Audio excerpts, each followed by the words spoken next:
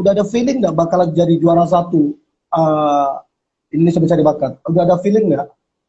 Jujur pada saat ikut Indonesia Mencari Bakat itu bener-bener apa ya, itu sebenarnya nothing tulus sih aku ngejalanin pertandingan itu, karena posisi Uh, itu tingkat nasional dan aku tahu ya, banyak banget saingan teman-teman dari provinsi lain, ditambah lagi itu kan by SMS, jadi Uma merasa aduh siapa nih yang bakal nge-SMS aku, kan itu siapa yang bakal dukung, kan sudah ya, ada firasat kayak aduh malu juga ya kalau misalnya baru baru eliminasi pertama udah tereliminasi gitu kan, malu juga ya bang. ya, Jadi aku tuh ya. jujur selama ikut Indonesia Mencari Bakat tuh aku tuh berdoa sama Tuhan, aku minta sama Tuhan, Tuhan aku mengikuti Indonesia Mencari Bakat ini tuh murni untuk membanggakan Hmm, orang hmm, tuaku, untuk membanggakan keluargaku, bisa jadi berkat buat banyak orang. Tuhan bantu aku, jangan jangan permalukan hmm. anakku. Ternyata Tuhan Tuhan kasih jalan dan Tuhan kasih jalan lagi bang, lebih besar lagi gitu. Tapi di itu Sampai ya, akhirnya didampingin orang tua, kenapa? didampingin sama orang tua. Iya, mama, khususnya mama ya yang dampingin. Jadi mama kan kita kan dari Medan. Jadi mama Hmm. dampingin ke Jakarta. Kalau papa kan posisinya memang di Papua. Jadi papa waktu itu datang mungkin waktu umur udah 5 besar. Hmm. Tapi kamu udah terbiasa nyanyi dong? Iya, kan Uma cerita tadi, Uma tuh nyanyi dari Enggak, umur 4 maksudnya udah tahun. terbiasa nyanyi dari pentas ke pentas begitu atau gimana? Iya, Bang. Oh, wow. Hmm. Terus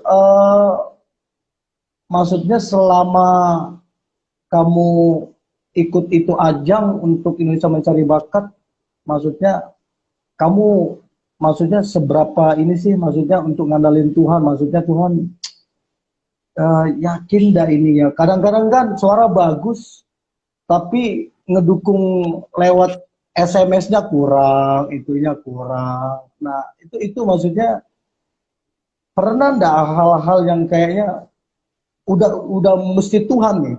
Kalau kalau saya atau ngarapin siapapun kayaknya nggak mungkin gitu, Pak. Apa ya? Karena kebetulan tuh Uma pribadi tuh memang diajarkan sama papa Ya. sama mama gitu untuk selalu tuh mengandalkan Tuhan dalam Oh segala ya. situasi. Iya Hmm. gitu. Aku tuh selalu diajarin sama mama untuk selalu libatkan Tuhan dalam setiap helaan nafasmu. Jadi ketika Hmm. kita kira kita memuji Tuhan, kita Tunjukin dong libatkan tadi Tuhan. catatanmu. Tunjukin dong catatanmu tadi. Uma nggak baca bang, ini Uma nggak baca. Uma Enggak, nggak maksudnya nyontek. Tapi artinya ada kamu catatan artinya kamu mempersiapkan. Kamu orangnya iya. enggak asal. Anaknya prepare banget Bagus dong. kan. Anaknya prepare banget. Tuh, jadi Oke, oke, oke, next, Uma lanjut, sudah lanjut. tulis pacaran yang benar gimana biar nggak salah ngomong depannya orang. Lanjut, lanjut. Ah, Abang gagal fokus nanti penonton oh abang iya, takutnya oke, malu. oke, oke, lanjut, lanjut.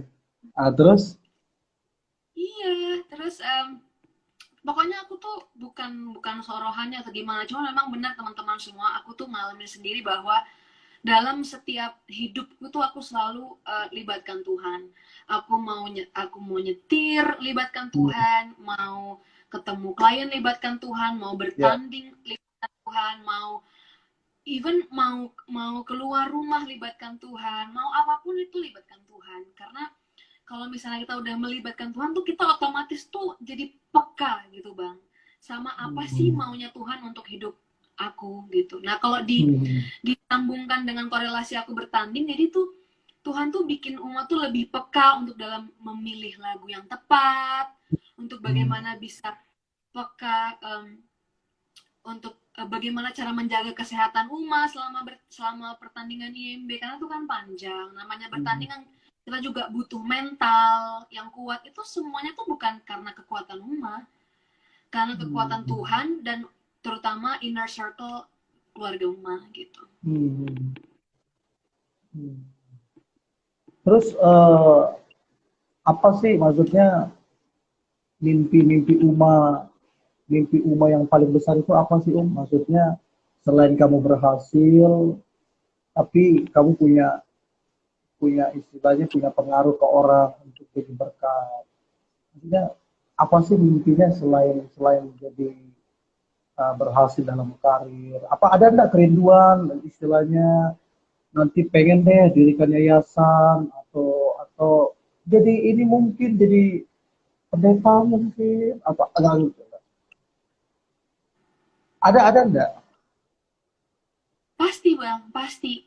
Hmm. Kalau aku pribadi, karena kan apalagi pada saat waktu papa sakit ya, bapak Uma jatuh sakit itu kan jadi momen yang juga turning point buat aku tuh, jadi tahu bahwa kalau orang tua sakit itu tuh seperti apa gitu kan, apalagi kan papa sakit yang cukup keras gitu. Nah, jadi Uma tuh punya kerinduan untuk pengen banget tuh punya panti jompo. Amin. Gitu. Jadi untuk pengen banget punya panti jompo. Abang dengar? Oh ya? Iya. Dari kapan tuh kepengen punya panti jompo itu dari kapan? Keinginan itu dari kapan? Sebenarnya udah lama, cuman apalagi semenjak papa sakit kan, yang waktu tahun 2018 itu papa sakit, aku tuh jadi lebih peka gitu sama orang-orang tua yang sakit, orang-orang tua yang mungkin kurang mampu gitu untuk mengurus dirinya sendiri. Nah, aku jadi lebih peka untuk kalau Tuhan kasih izin untuk bikin panti jompo. Oh ya, wow. Terus boleh dong cerita ke kita, maksudnya mujizat yang paling tidak bisa kamu lupakan, apa sih mujizat yang paling tidak bisa kamu lupakan yang pernah terjadi dalam hidupmu, yang mungkin itu jadi turning point-nya atau apa? I don't know. Mujizat yang paling tidak terlupakan. Sebenarnya kalau dibicara mujizat, mujizat kecil itu sih banyak ya yang terjadi di hidup aku gitu. Cuman apa ya yang dahsyat itu? Ya dengan oke, kalau dari segi prestasi pastinya mujizat dengan aku bisa menang juara 1 IMB itu mujizat. Oh ya. Itu mujizat. Iya. Karena kan kalau dipikir-pikir Uma juga bukan datang dari keluarga yang sangat lama kaya ya terpandang gitu, bukan gitu. Nah, tapi Tuhan pelihara Uma, Tuhan selalu berkati Uma gitu sampai akhirnya bisa jadi juara 1 di Indonesia Mencari Bakat. Itu mujizat secara prestasi buat Uma. Tapi kalau mujizat untuk secara mental ke kehidupan Uma pribadi itu pasti pada saat waktu ngurus papa ya, waktu papa sedang mengalami keadaan fisik yang drop gitu, yang kurang maksimal, itu yang membuat aku merasa bahwa Tuhan itu ingin berbicara sama aku melalui papa gitu, karena dengan Uma merawat papa, dengan Uma mengurus papa gitu sampai di akhir hayatnya, itu Tuhan memberikan mujizat ke hidup Uma. Jadi Uma jadi pribadi yang lebih sabar, pribadi yang lebih lembut, pribadi yang lebih peka gitu, apalagi terhadap sesama gitu. Terus kamu kan udah meniti karir kan dari kecil ya, dari umur kecil kamu sudah banyak pengalaman sampai kamu juara 1 di Indonesia Mencari Bakat. Nah, saya pelajari gini saya pelajarin bahwa sukses bukan sekedar terkenal, bahwa sukses bukan sekedar kaya atau punya wajah yang oke. Sebab beberapa bulan yang lalu ada artis Korea, mungkin umat tahu, orangnya masih muda, terkenal di Korea Selatan, tapi matinya sia-sia. Jadi media liput dia mati dengan sangat menggenaskan, dengan kesia-siaan, dengan semua yang dia punya. Nah, saya renungkan, oh ternyata cantik, cakep, punya banyak uang, terkenal, terpandang, nggak jadi ukuran, wah dia udah berhasil, atau atau dia udah bahagia. Nah, menurut Uma yang meniti karir sudah dari kecil, kata-kata berhasil itu seperti apa pandangan Uma itu? Kata-kata berhasil. Oke. Bagus tanya, kok kayaknya nggak ada seperti di interview sebelumnya ya.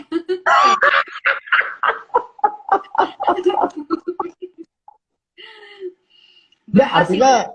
artinya begini.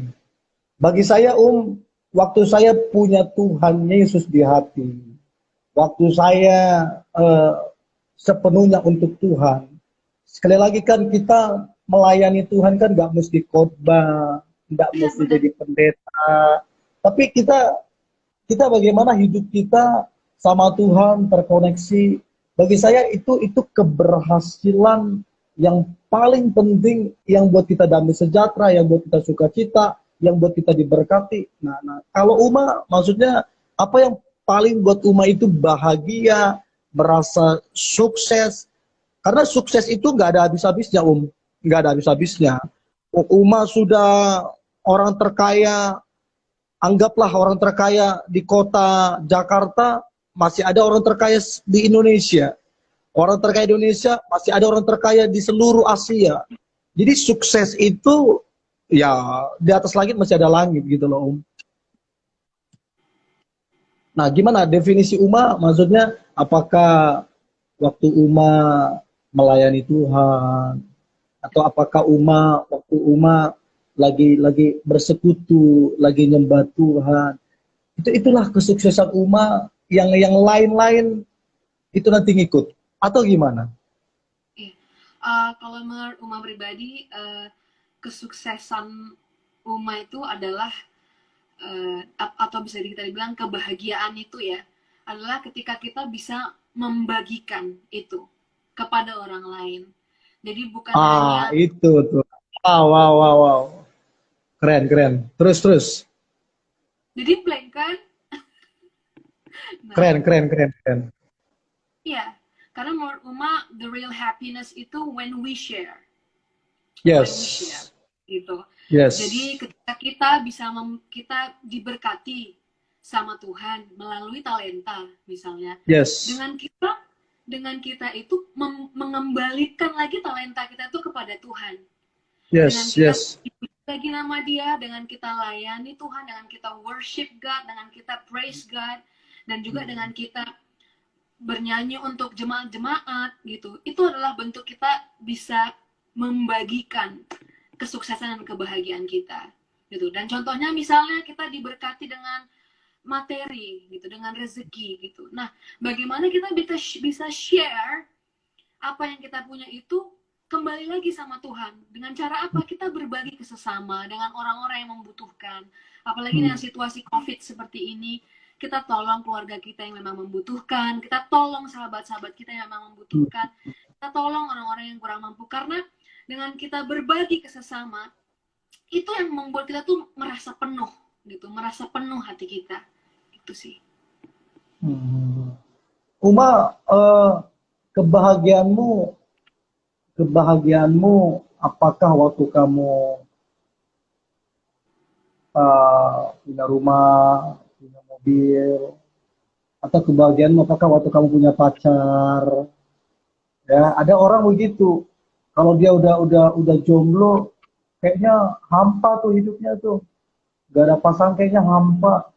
Kayaknya hidupnya kayaknya, kenapa sih hidup gue gini? Apa gak laku atau gimana? Ada orang merasa bahagia waktu punya pasangan. Nah, gimana Uma lihat itu? Uh, aku pribadi aja masih belajar bang, jujur ke arah situ gitu. Nggak apa-apa, kita Cuman kan yang kita sharing, nggak apa-apa. ya, cuman yang selalu meyakini gini sih, Tuhan itu tuh pasti uh, dia tuh nggak akan pernah mereka-rekakan yang tidak baik gitu sama umatnya, sama anaknya. Yeah. Tuhan itu nggak akan pernah mereka-rekakan yang tidak baik. Jadi kita sebagai anaknya juga kita jangan berprasangka buruk sama Tuhan. Kita jangan pernah berprasangka tidak yakin sama Tuhan gitu. Karena apa ya, kasih Tuhan itu lebih dari segalanya. Kalau kita udah bisa mengasihi Tuhan, kita udah bisa merasa intim sama Tuhan, mau ada nggak ada masalah, kita tetap cinta Tuhan. Mau ada nggak ada uang, kita tetap cinta Tuhan. Mau ada nggak ada pacar, kita tetap cinta Tuhan. Gitu sih. Wow, wow. Terus, hal apa yang paling, paling, paling kamu pernah sesalkan dalam hidup ini dan kamu pengen putar ulang gitu loh? Wah, ya pas nih pertanyaan sama aku yang ngeri-ngeri ya. Enggak. Gini-gini. Hal apa, hal apa yang ingin kamu putar kembali, karena kamu sesalkan. Aduh, kalau bisa itu diputar kembali, aku pengen kesana lagi gitu loh. Maksudnya gini, supaya teman-teman yang nonton ini, kan ada orang yang hidupnya dikontrol oleh masa lalu, hidupnya Oh, nggak oke. bisa move on. Jadi kayaknya, Oh, enggak, aku mesti ke sana, enggak, aku mesti ke sana. Padahal waktu dia ke sana, masa depan kan nunggu dia di depan. oh, oke, oke, oke, oke. Nah, maksudnya saya, hal apa yang kamu paling sesalkan, yang paling kamu sesalkan, yang ingin kamu putar, tapi kenyataannya kan nggak bisa diputar gitu loh. Iya, Dan terakhir kamu iya. bilang, oke, saya nggak bisa lihat lagi ke belakang, saya harus move on ke depan. Nah, kira-kira hal apa gitu? Hmm, gambar abang agak kepotong. Apa ya? Kalau dibilang mau diputar waktu sih, ya as a human pasti ingin kembali lagi pada saat papa masih sehat. Papa Uma masih sehat, Papa Uma masih fit, Papa Uma masih ada di bumi ini gitu kan. Uma ingin memperbaiki mungkin hal-hal yang masih belum sempurna gitu kan, komunikasi antara anak dan papa selama ini gitu. Tapi Hmm. kalau bicara hari ini gitu, aku selalu percaya bahwa kejadian yang mungkin kita kurang kurang uh, total atau kurang tepat atau kurang Ya. benar pada saat itu yang buat kita belajar di hari ini gitu. Itu yang buat kita belajar di hari ini. Misalnya kalau kayak teman-teman yang nonton ada melakukan kesalahan di masa lalu, mungkin harusnya saya nggak pacaran sama si ini, harusnya saya nggak kerja di sini. Kalau saya kerja di sini, kalau saya kerja di tempat lain pasti bisa lebih ini lebih itu. Menurut saya nggak ada yang perlu disesali. Jalan yang udah kita ambil pada masa itu, itulah yang membentuk kita menjadi yang sekarang. Kita jadi lebih Setuju. bijaksana, Setuju. iya, kita jadi lebih lebih dewasa, kita jadi lebih mature dalam mengambil keputusan. Oh iya, pada saat dulu saya mungkin berada di toxic relationship. Berarti saya tahu itu kurang tepat, jadi kedepannya saya minta sama Tuhan, Tuhan jauhkan saya dari toxic relationship, buat saya punya Ya. hubungan yang sehat sama pasangan saya gitu. Terus Misalnya ya, itu menurut, contoh ya. ah, ah, ah. Terus menurut Uma, apakah Uma ini termasuk perempuan yang kuat? Termasuk perempuan yang kuat dalam kehidupan. Terus kalau kamu, kan dalam hidup ini kita mesti kuat, kuat dalam menanggung beban, menanggung rasa sakit. Nah, apa rahasia kamu jadi sekuat itu gitu? Apakah kamu yakin kamu perempuan yang kuat, dan apa rahasianya kamu kok bisa sekuat itu gitu loh? Ah, duh, kalau dari tulisan ini kok nggak ada yang kebaca semua ya. Gimana? um,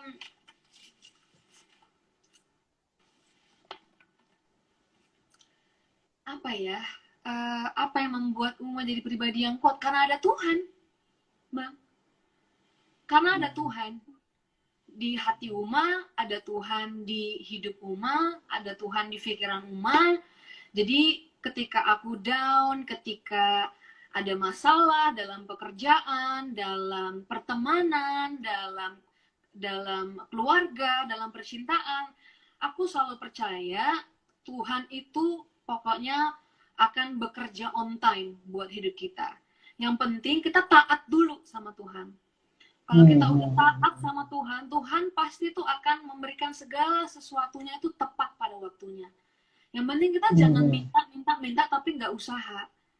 Kita minta kekuatan, kita minta kepintaran, kita minta karir yang mulus, tapi kita nggak ada usaha untuk jadi taat menurut maunya Tuhan, nggak bisa. Kita harus taat dulu, tekun berdoa, rajin baca Alkitab, membantu sesama. Itu sih menurut Uma yang secara otomatis tuh jadi memperkuat Uma gitu secara mental. Terus setuju nggak Uma kalau perempuan itu identik dengan baperan? Apa kan? Setuju nggak Uma kalau perempuan identik dengan baperan? Perempuan identik dengan Baperan. baperan. Mungkin lah, mungkin kalau kita bicara secara psikologis ya, karena ya perempuan itu kan lebih banyak bermain perasaan, gitu. Kalau laki-laki lebih banyak di logika, gitu. Itu sih. Karena saya selalu bilang bahayanya dalam hidup ini kalau kita ikutin pola yang dunia buat. Contoh nih, pola dunia itu bahwa kita mesti maklum, bahwa perempuan itu makhluk lemah. Itu kan pola yang dunia buat. Padahal Alkitab gak pernah catat begitu. Alkitab bilang perempuan itu justru penolong. Nah, kalau perempuan penolong, harusnya perempuan lebih kuat dari yang ditolong.